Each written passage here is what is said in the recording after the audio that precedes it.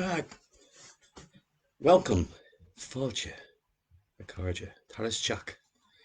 Good to have you on here with me. I just thought I'd let the music run for a minute or two until we get a few people on so we can get started. And that piece of music was called The Shining Ones. Yeah, we'll play a little bit of music later on as well. Yeah, The Shining Ones, as in the Tua de Donna. The Tua de Donna, indeed. And of course, the Tua de Donna are like the fairy folk, the great legends of Ireland. And Brigit herself, being a daughter of the Tua de Donna. And tonight I'm going to talk about the flame of Brigid and the connection between the flame, the light, healing, and how it all comes together. And hoping over the next hour or so, or maybe less, we'll see how we get on with people coming on. And if we hold interest, and if people got questions, do type them up, send them in on the sideline here. I'll be able to catch them here and read them out, and hopefully be able to give you some feedback as we go through the talk. So we'll have it like a two-way kind of process. Okay. So just give me 1 second. I just want to find something here. Excuse me. Yeah, got them. My binoculars. Can't go anywhere without them. Yeah, so talking about light and flame and illumination and all things positive. And as we know, when the light shines, there's little darkness. And when the light fades, the darkness comes in. And it reminds me of that wonderful story about our wonderful young warrior Lug, the sun god Lug, as in Lug and in Lunasa. And he was one day out, and there was a big battle going on between the Fomorians, who were kind of the dark presence on the island of Ireland many, many thousands of years ago. And the Fomorians were winning the battle with this massive giant cyclops with a big club, and he was flooring the two of them down. He was hammering them. And young Lug hadn't engaged in the fight at this stage because he was still quite young. He was quite a young warrior. And so it's kind of like the story of David and Goliath. So Lug goes out into the middle of the battle with a slingshot, and he pops out Balor's eye. And of course, the Fomorians fall back, and the two of them, Donnan, pushed them off the island right into the sea.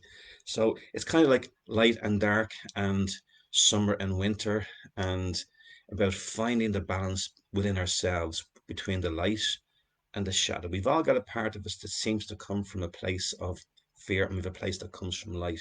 And in each day, I often say to people, when you wake in the morning, which window do you look through? Do you look through the window of fear, or do you look through the window of love? And it's about recognizing, where are you oscillating between the two windows? Are you being pulled one way or the other? And usually you'll find that when we get pulled into an area, like into a fear place, we wake in the morning, we're feeling a little bit anxious. That's when we need the light most. And that's when we feel our darkest or our dullest, or we feel down. And the light that comes in when I'm working in ceremony with Brigid is a very illuminating, a very uplifting light. And it's about lifting people's spirits. It's about lifting depression, lifting fear, lifting anxiety, and helping people to become empowered within themselves. And to be empowered, we need to be grounded. We need to earth ourselves. We need to have our energy harnessed and earthed like an earthing rod in the ground. Because if we don't, it spins out in many different directions and leaves us scattered, and leaves us in a place where we are basically we're easily overpowered. We lose our balance, we lose our concentration, we lose our focus, and we can be easily diverted into some other direction, and not necessarily the direction that we need to be going. So the work is very much about empowerment. It's about empowering people to find the power within themselves, to illuminate themselves. And the work of illumination is about journeying within yourself. It's about going within. It's not about finding somebody or something outside that will give you this power, but it's about you journeying inside.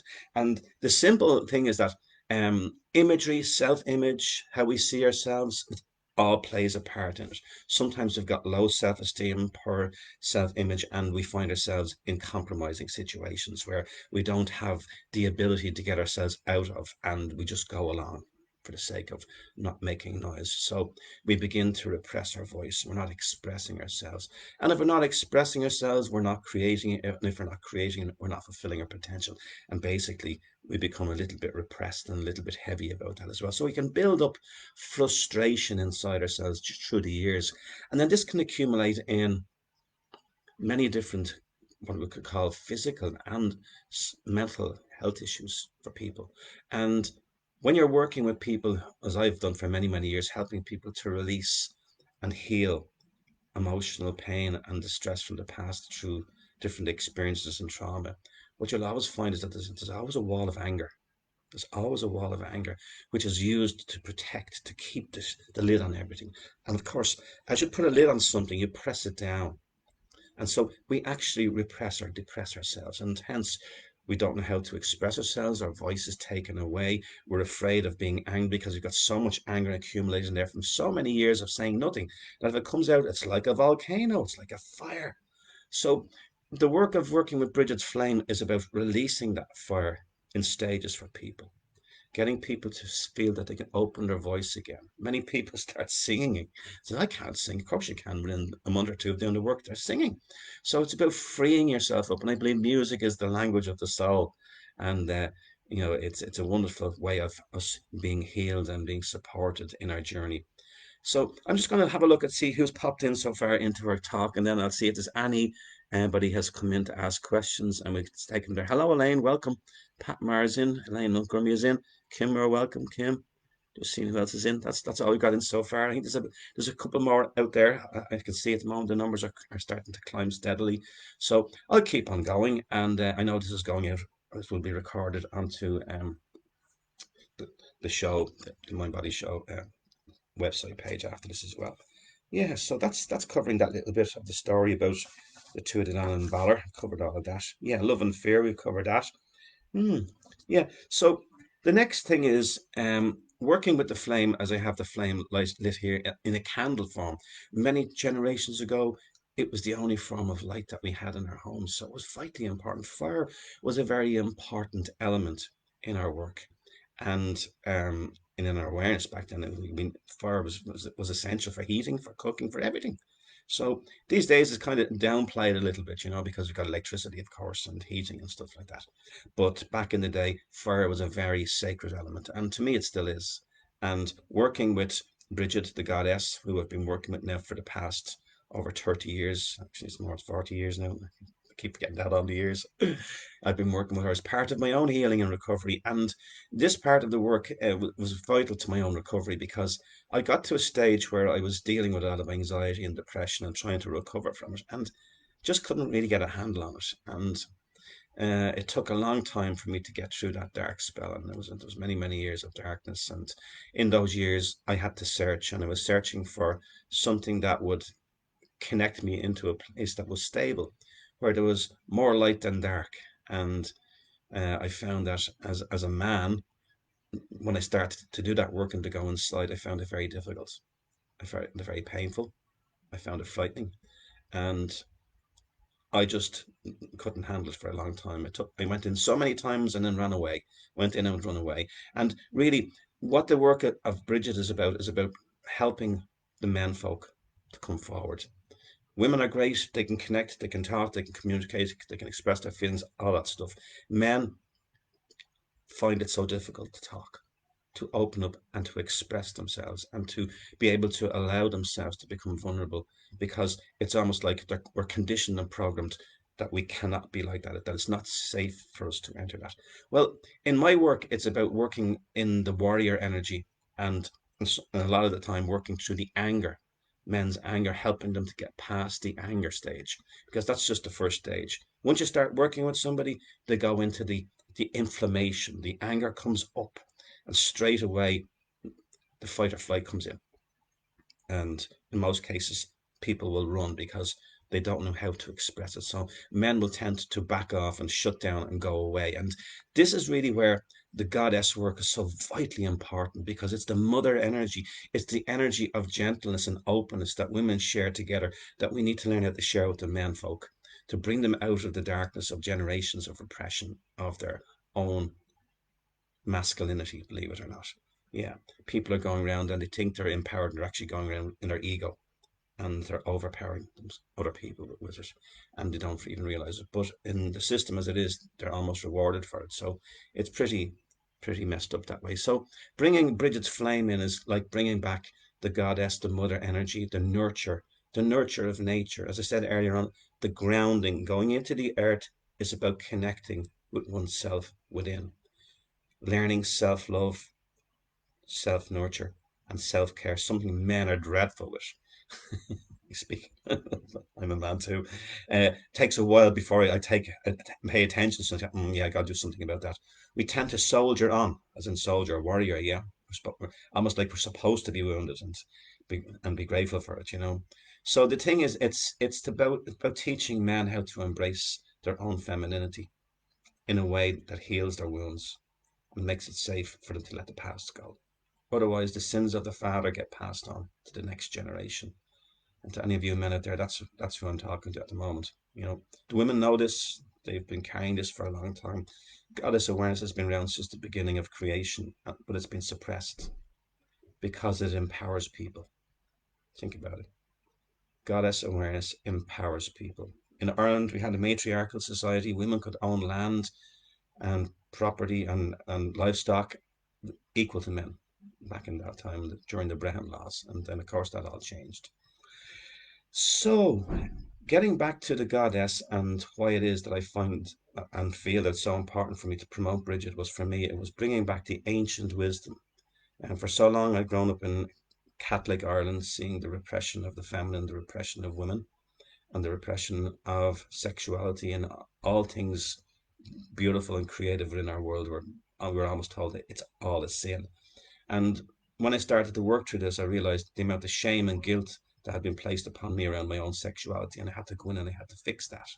But of course, because all of this from here down was hell, I couldn't go down there. I was up here spinning around. So I had to find some way of coming in, and spent many, many years doing the spiritual aspect, the healing, and looking up and all of this. And from my belief system, it was all up there. I didn't realize that there was something going on from the heart chakra down into the root chakra that needed to be addressed to integrate what it was that I was working through.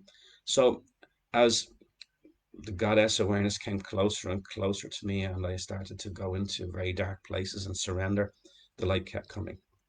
The goddess kept coming in many different images, many different spiritual experiences that I had during those years. And it made me realize that I was totally disconnected from my physical body. I was completely disempowered as a being, and I wasn't even here. I was floating outside my body. So I had to get in and find out, how do I do this? How do I get back in? So I needed something outside of me to look at, it, imagery, to give me some inner map that would guide me back into myself.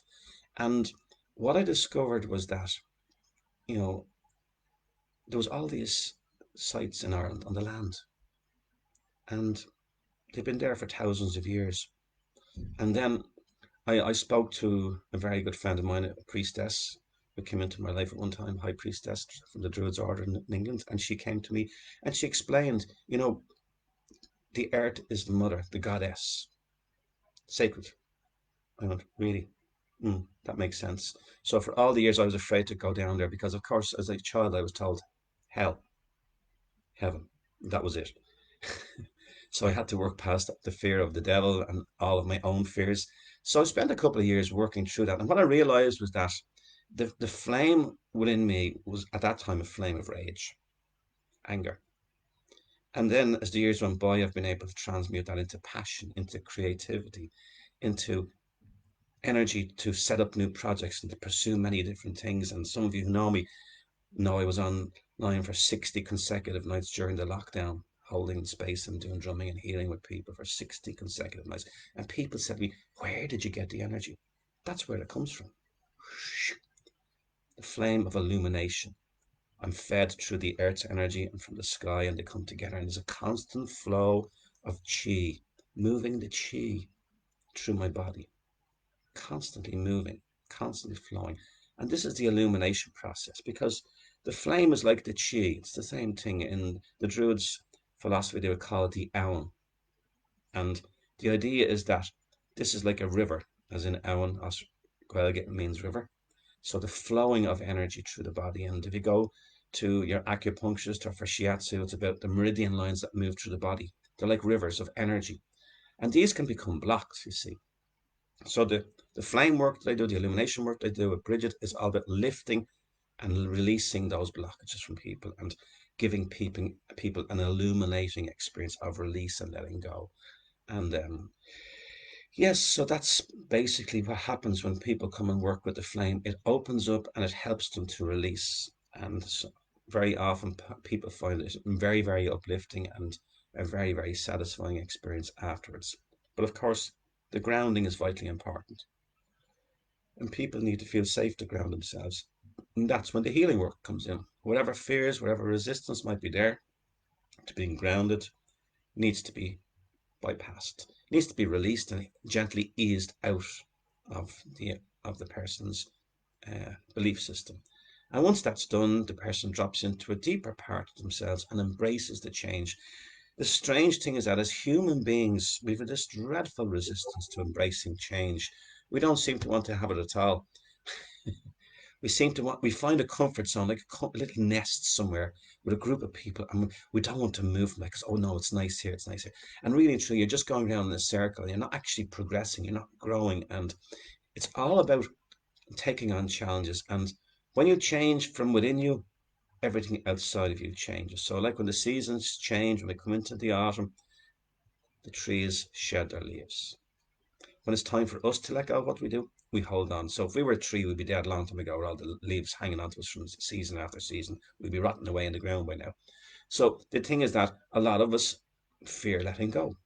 We fear being alone. We fear moving forward into new unknown territory. So with the illumination process, it's about embracing that fear and using it as a motivator, as a generator to move you forward and to bring you into what I would call an enlightened, illuminated place. So the aha moment, the light goes on, and then you see, oh, so that's what that was about.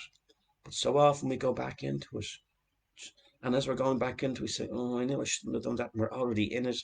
And we go back over it again. And then eventually the penny drops and we stop doing it. So, creatures of habit, that's what we are. Let's see if anybody else has popped in since we started here. Ah, no, yeah, still the same number. Okay, well, there's a good number of you on there tomorrow, so I will keep going for another maybe 10 minutes or so. And any questions, please do type them in because I know there's a lot of people out there looking in at the moment and they haven't actually contributed anything to the conversation here. So if you want to contribute something, ask a question, make a comment, just type away. That's what I'm here for. Give you as much information as I can. So. Yes, working with the essence of the goddess and the nurture of nature and going back to nature is very important for all of us. Even during lockdown, a lot of us realized when we get out for a little 10-minute walk every day in nature, local park, local river, wherever you got to, going out standing in the garden on the grass in your bare feet, it supported you. I was hoping that during that time that people would realize how important nature actually is to all of us and how important the planet is to us and our environment, vitally important, and how it nurtures and heals us every day. Yeah, gives us the water we drink, the air we breathe, the food we eat. Everything comes from Mother Earth, from the goddess. And for so long, she was dismissed and downgraded. Yeah. So by embracing Brigit all those years ago, I decided, I wanted to embrace Brigid, the Celtic Brigid, the ancient Brigid of the Tuatha De Danann, and that's the Brigid that I work with today. The Brigid that I work with today, to me, she's she's a deity of the Tuatha De Danann. She walks the land as we speak. She's with us now. She holds the space with me whenever I work with the flame, and you'll have seen some of the pictures and how the flame operates and works around me and with me when I'm working with it. And so, very much a very powerful alchemy to work with. And then we move into the lodge experience, the sweat lodge, which again is part of working with fire and the other elements. The fire is the primary generator and driver within the lodge. It feeds the lodge from the main fire to the stone pit within the middle of the lodge. The energy flows in through the altar, in constantly through the whole process. And to me, the lodge, the sweat lodge, that is, it's like going back into the womb of Mother Earth, and it's about holding that space for people to go back to a deep place of nurture. But of course, when people come to the lodge, they come with fears, they come with anxiety, they come with issues, all sorts of stuff. And when they go into the lodge, it's time to embrace that part of themselves that's frightened, to bring that soul part out of the darkness back into the light. So the lodge works like a womb place for people to come, and it's a rebirth process. It's kind of like you're being rebooted, and you come back out, and you get insights, you get information, you get feedback on stuff, and then it's about you going away and grounding that and bringing it into your daily life and working with the goddess and working with the land and Mother Earth is the way forward for all of us on this planet. And we're beginning to wake up to that now with the way the environment is going and everything else around us. Even this virus situation is part of that. So, yeah, so nurture with nature, the lodge, the rebirth process. It all has a fire ceremony attached to it. And working within Brigit's work, I have what I've over the years put together a program called The Four Doorways of the Celtic Wheel.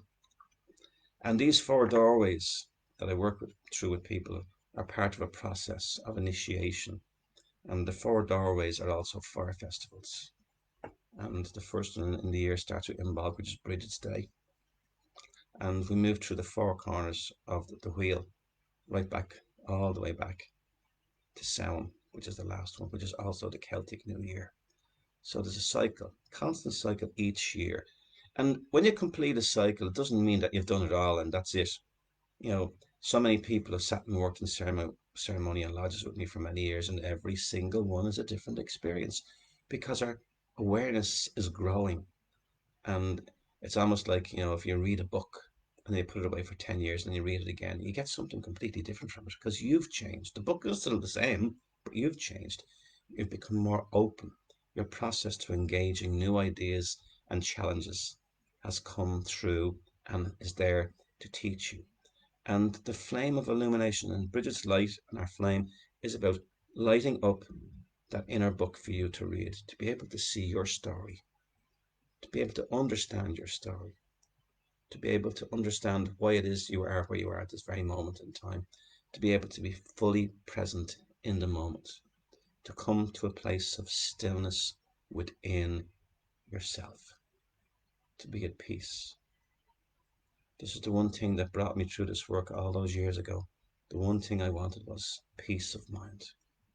Up here was gone, melted, and I really need to work hard at coming back into a place where I can honestly say today that I'm at peace with myself and I'm at peace with the world. And it's a great blessing. I know there's many people I've met who haven't made it this far. Sadly, they checked out because it was too painful for them to go through it. But the rites of passage for all of us is vitally important, particularly for us men to go through. We need to be able to go back and to find our power within. We need to be able to go back and to surrender to our vulnerability. We need to go back and we need to confront our boogeyman and overcome the fear of the unknown. We need to learn how to take a risk and to trust others, to come together in light, nurtured and supported by the goddess, to heal and to lift the awareness to a higher level as we all illuminate together. Because we're all in this together, all of us. There's no getting away from it. We're all on this planet together, and it's time for us all to unify right across the world. So, any questions coming in? Let me see. Oh, yeah, there's a couple coming in. Great stuff.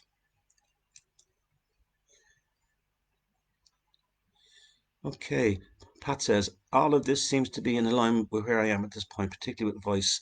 This said, I am making specific strides to voice my story, so to speak. Wonderful. Brilliant. Elaine Montgomery says, I put on clothes for St. Bridget to bless, then I passed them on to others with chest problems. Beautiful. That's a fantastic one. Yeah. But yeah, very much so, Pat. When we haven't got a voice, what we do is we think we're talking and expressing, but we're talking from the head. We need to be coming from an integrated, heart centered place. And we're not taught to do that in school. chakra awareness, earth goddess, land, no, nothing. All of our ancient teachings were suppressed through the school system in this country for generations. We got to the point where all of this work that I did today was the devil's work. You know, I've had people call me witch doctor and all sorts of stuff. People have been told that I work with the devil over the last 30, 40 years. Yes, that's the truth. People were told that I was working with the devil. I had parish priests lecturing from the altar and condemning my work in the Midlands many years ago. And I tried to open a healing centre there. So, yes, it's a difficult journey. But you know what? Once you take the first step, things start to happen. Amazing things start to happen once you learn to trust and to get past the controls. Because it's all just conditioning and programming. And that's what we're about changing and helping people to recognize. And yeah, so thanks for that, Pat. And yeah, Elaine, beautiful. Uh, Sharing the clothes. And there's the story about the cloth, placing the cloth out on the trees at the back of the house on Imbolg on February and blessing it and passing them on to the sick as well. Similar, what do they call it? Oh yeah, it's cloth for St. Bridget's Day. Yes, we used to do it. We still do that every Imbolg. We do that and hand it around to people who are sick. Lovely stuff. Excellent, excellent. Okay, any more questions coming in there? Oh, no, stay on this page. Someone else has just posted something there. I'm just trying to bring it up here. Okay, just coming up to a half an hour. So what I was going to do was do a little blessing with you, I suppose, for Brigit's flame, and we will then just see where that takes us. Okay, so just close your eyes and take a long, slow, deep breath in. Okay, and just exhale. And the next breath, I want you to imagine that you're taking the breath in and then you're sending it down through your hips, your knees, your ankles, your toes, and into the earth. There you go.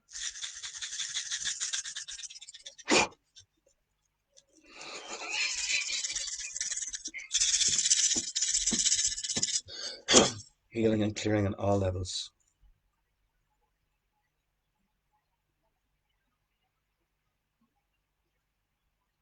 Nice, long, slow, deep breaths. That's it. Okay, just keep sending. Imagine you're sending the breaths continuing down, right down through your feet. Imagine your toes like the roots of a tree going into the earth. Because it's all about earth, grounding us, bringing our spirits into the body. Yeah, bringing us into the body, bringing us into our bodies. When we're not connected to the earth, we float out. We're easily overpowered, we're easily manipulated, and we're easily controlled. So, this sacred alchemy is about grounding you into the earth's energy, okay? And holding that sacred space and defining your boundaries, reinforcing your protective bubble around you, and not allowing the stuff to impose itself upon you to trigger your fears and to basically suppress you and control you. Love or fear? The choice is yours. Which window do you want to look out to in the morning when you wake up? It's about being mindful of your thoughts, taking charge of the thoughts, changing the thoughts, and motivating yourself to move forward. Okay, so there you go. So, nothing else more to share with you for tonight. I hope you enjoyed my little sharing of British Flame with you. I do hold workshops regularly around the country and abroad, and I will be back out as soon as lockdown is up. We'll be going out into the I suppose going out again and doing some of the events I did last year. I call them Advanced Core Illumination Integration Healing events, and they're where people are introduced to the flame. We work with it, and it's part of a. The flame is just one part of the work. It's a whole process. There's a whole integration process with it, and then there's the build up and there's the preparation for the illumination process. So we start that with discovering the stillness within meditations, and then we go from that then into the inner work, doing the journey of the drum to going further to do the soul retrieval work. And then when we get that integrated, we go into the illumination. So it's very much about keeping the balance, keeping you grounded, keeping you in a place of clarity where you can see what's really happening as it's happening, rather than getting disconnected and getting caught up in fear and disconnection. And that's one of the things that we constantly have to work with as healers. society has become so disconnected through the generations that we're trying to bring connection back in. We're trying to bring back in grounding and earthing and slowing people down. And it's wonderful today to see that meditation has been taught in some schools and mindfulness. It's really what's needed and it's the way forward. And as I said earlier on, Pat even agreed with me about finding the voice. So many men cannot open up and speak. So holding the circle like this and welcoming in Brigit's beautiful feminine energy into the circle is about holding that space to open up and to help men to heal. It's the way I did it, and I'm still doing it. I'm still working with it, and it will be till I take my last breath here. And I'm here to support you in whatever way I can to come forward and to work with me. Not just men, women as well. You know, women sometimes find that they've lost their warrior. They've gone into this passive aggressive place and they don't know how to voice themselves as well. So they repress their flames of illumination as well. They depress themselves too. Yeah, so it works for both. Okay. It's, it's good for the goose, it's good for the gander, as we used to say. Yeah. So I want to finish off with a little talk about Brigit, and I just want to see if I have my symbol here. Give me a second. Yes, this symbol came to me a long time ago. Actually, was it about 4 or 5 years ago? And it came to me after I had been to. Is that shining? There we go. It came to me after I'd spent a week working with a group of women over in. There we go, just close to Malibu, in California. And what happened was they were running and they were launching the first Goddess Spirit Rising Festival in America on the West Coast. And I saw this coming up. So I was very interested. I knew it was an all women's event. So I said, okay, something just said to me, I need to make contact with these people. So I sent over the information and they invited me to come across. And I was quite astounded, because I was just inquiring about what they were doing. And they invited me in. I went in, I worked with the group. There must have been 700 women there. I worked with them for over 4 or 5 days, and there was different events on, of course, and I was just facilitating my own work there as well with Brigit's Flame. And on the second day, I met some of the elders, and I said to them, "How come you let me in?" They said, "You said the magic word." And I said, "What was that?" Brigid. So it opens doors, magic, and with that, as I say, healing myself and working on myself was always about healing my emotional wounding, stuff that I had suppressed way, way back, and I had it locked inside my body, and I was up in my head, unable to process it, unable to get to it, connect with it, process it, release it, and come out of it. So I spent a very, very long time dealing with depression and mood swings, and that was my teacher. And as I said before, I'm one of the lucky ones to make it this far. There's many who did not, and there were moments in my own journey when suicide looked like a serious option, and thankfully, I didn't make it. I didn't achieve it, but there are many, sadly, who still do. And I want to reach out to those people tonight here and let them know that I'm here. I know where you are if you're struggling at the moment, and I know I can help you. I've come out of that dark place, and I know I can bring you out of it too. So, with that, I wish you brightest blessings of Brigit's illuminating flame to you, your loved ones. A wonderful evening as the ice cream man is just going around the house here. You can hear him in the background. I'm just going to play out with a little bit of music, and I want to thank you so much for being on here tonight and giving me the time to talk to you. I hope you enjoyed my little presentation. Don't forget you can get me on dermotoharaonline.com, and I'm also here on Facebook as well, Dermot Shannon O'Hara. So I'd love to talk to you. Do message me, email me, whatever on the website, and so I'll just play out this little piece of music. This is a flute that was gifted to me from a medicine man in the States. It was sent over to me to do my work here, to support me, and I am proud to carry it and honoured to carry it. And this little piece I'm going to play for you now is actually called Mother.